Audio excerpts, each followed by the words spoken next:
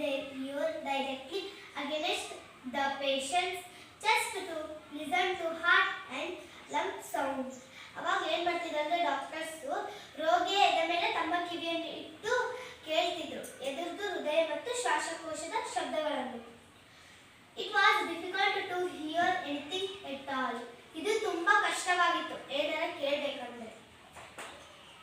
This method was unsatisfactory, inconvenient and infective. ಈ ವಿಧಾನ ಹೆಂಗಿತ್ತಪ್ಪ ಅಂದರೆ ಡಾಕ್ಟರ್ಸಿಗೆ ಅನುಕೂಲ ಇರ್ತಿದ್ದಿಲ್ಲ, ಅನಾನುಕೂಲ ಮತ್ತು ಅತೃಪ್ತಿಕರ ಮತ್ತು ಫಲಿತಾಂಶ ಸಿಗ್ತಿದ್ದಿಲ್ಲ. The early stethoscope were consist of wooden cylinder about 25 cm long. ಅವಾಗಿನ ಸ್ಟೆಥೋಸ್ಕೋಪ್ ಎಷ್ಟು ಉದ್ದ ಇತ್ತು ಅಂದ್ರೆ 25 cm ಲಾಂಗ್ ಇತ್ತು. ಈ ತರ ಇತ್ತು ನೋಡಿ, ಈ ತರ 25 cm ಲಾಂಗ್ ಇತ್ತು.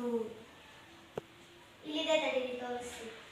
ಇಲ್ಲಿದೆ ನೋಡ್ರಿ, 25 cm ಲಾಂಗ್ ಇದೆಯಾ, ಈ ತರ ಇಟ್ಟು ಕೇಳ್ತಿದ್ರು ಅವಾಗಿನ ಕಾಲದಾಗ. ಇವಾಗಲ್ಲ. They had a hollow channel through the center. ನೋಡಿರಲ್ಲ, ಇಲ್ಲಿ ನೋಡ್ರಿ ಸೆಂಟರ್, ಇಲ್ಲಿ ಟೊಳ್ಳ ಇದೆಯಾ? Yes ma'am. Okay. Over time, ಕಾಲಾಂತರದಲ್ಲಿ the modern stethoscope was developed. ಈ ಜನರೇಷನ್ ಸ್ಟೆಥೋಸ್ಕೋಪ್ ಅನ್ನ ಕಂಡುಹಿಡಿದ್ರು. Featuring significant advancements. ಸ್ಟೆಥೋಸ್ಕೋಪ್ ತನ್ನ ಮೇಲೆ ಪ್ರಗತಿಯನ್ನು ಹೊಂದಿದೆ, ಗಮನಾರ್ಹತೆ ಹೊಂದಿದೆ. It has rubber tubes leading from a cup-shaped whistle to earpieces. ಅದು ಯಾವ ತರ ಇದೆ ಅಂದ್ರೆ ರಬ್ಬರ್ ಟ್ಯೂಬ್ಸ್. ಇಲ್ಲಿ ನೋಡಿ, ಈ ತರ ಸ್ಟೆಥೋಸ್ಕೋಪ್ ಇದೆಯಾ? ಇಲ್ಲಿ ನೋಡಿ, ಇದೆಯಾ? ಇಲ್ಲಿ ನೋಡಿ, ರಬ್ಬರ್ ಟ್ಯೂಬ್ಸ್ ತರ ಇದೆ ನೋಡಿ, ಕಪ್ ಟೈಪ್ ಇದೆಯಾ? ಇದನ್ನ ಈ ತರ ಇಟ್ಟುಕೊಂಡು ಚೆಕ್ ಮಾಡ್ತಾರೆ, ಹೌದಾ? Next.